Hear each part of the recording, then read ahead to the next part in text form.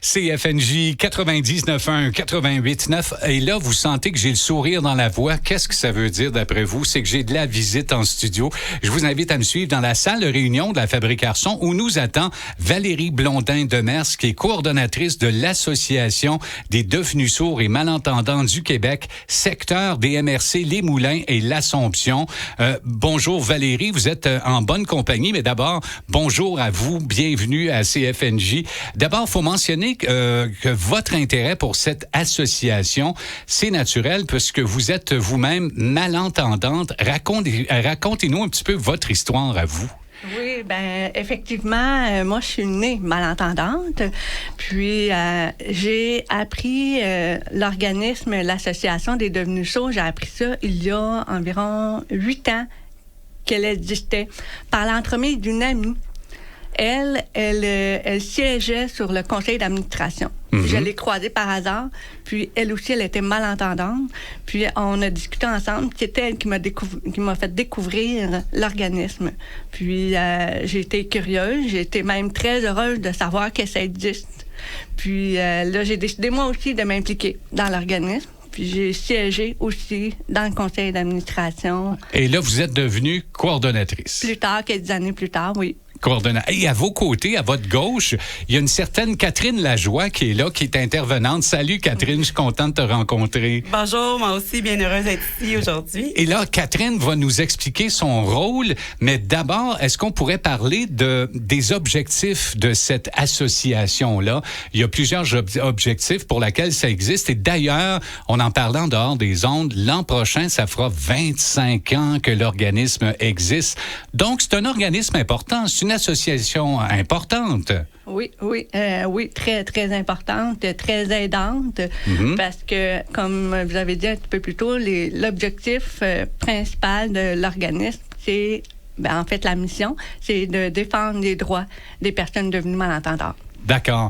Et quand on parle de malentendants et de personnes devenues sourds, malentendants, sourds, etc., j'ai l'impression que le monde se dit « Ouais, mais ça me concerne pas ».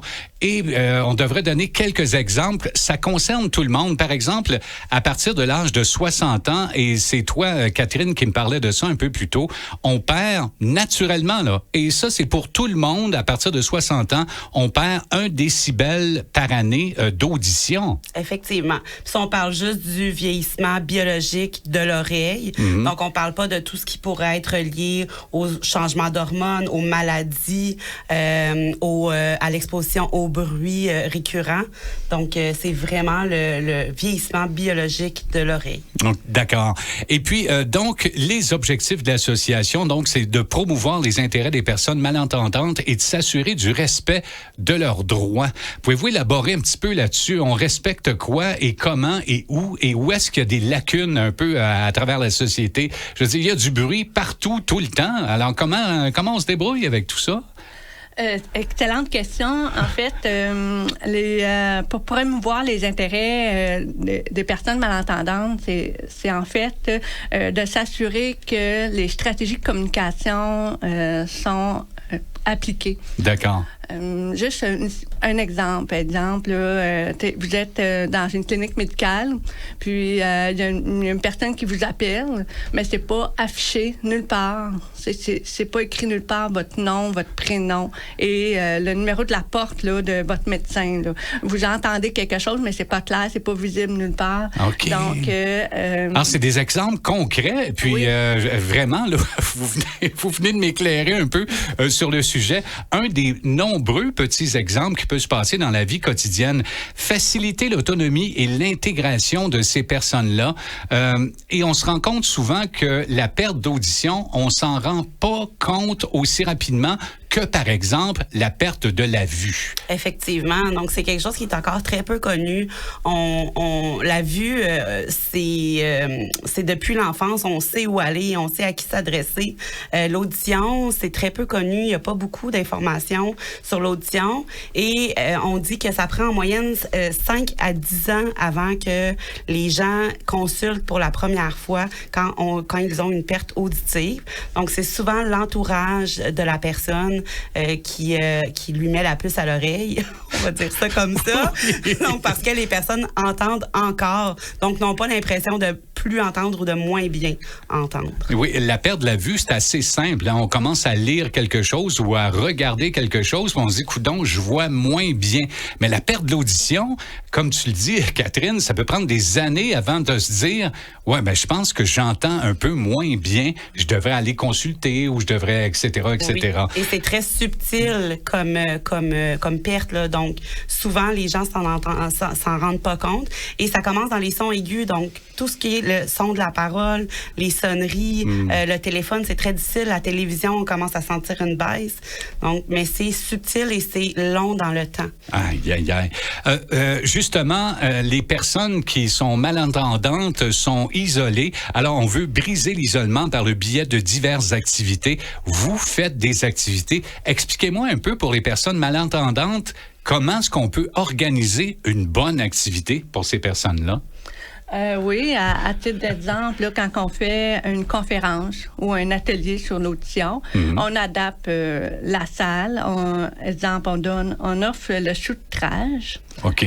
On utilise l'application AVA. OK, d'accord. Puis, en fait, c'est ça. C'est quand on entend la voix, ça transcrit par écrit exactement qui entend. Aussi, on offre le système MF, excuse-moi. Système MF, c'est émetteur-récepteur.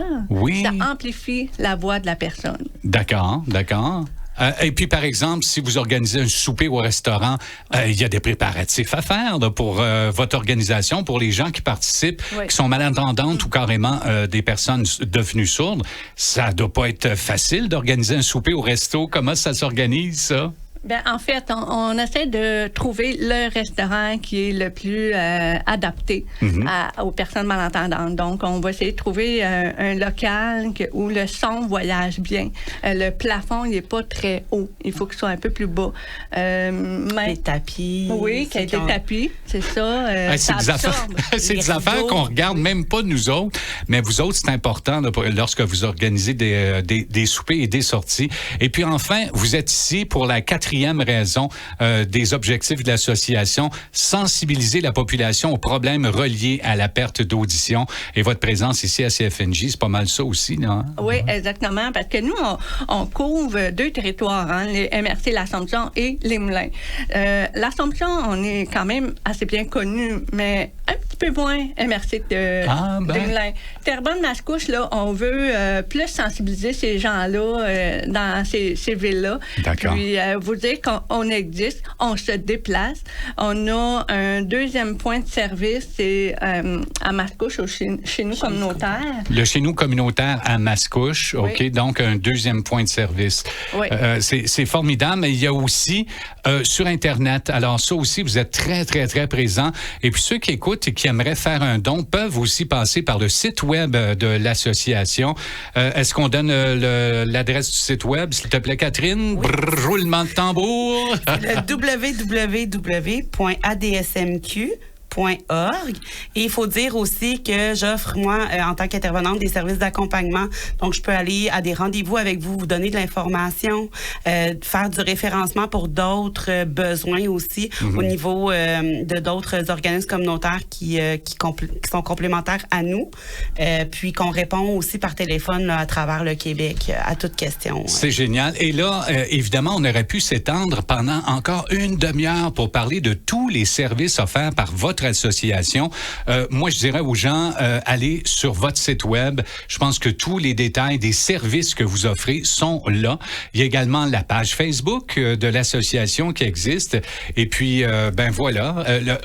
Par téléphone aussi? OK, oui, ça marche. Par téléphone, allez-y, le numéro, s'il vous plaît. 450-657-8500. Une autre fois, s'il vous plaît. Au 450-657. Même moi, j'ai tout capté, tous les chiffres. Merci beaucoup. On vous répète le nom de l'association. Donc, c'est l'Association des devenus sourds et malentendants du Québec, secteur des MRC, les Moulins et l'Assomption. Le site web, c'est donc adsmq.org. qam.org. Et je recevais en entrevue aujourd'hui Valérie Blondin-Demers, coordonnatrice. Merci beaucoup, Valérie. Merci. Et Catherine Lajoie, intervenante. C'est un plaisir de vous avoir rencontré, mesdames, et bon succès pour vos 25 ans, entre autres, l'année prochaine. Merci beaucoup. Merci.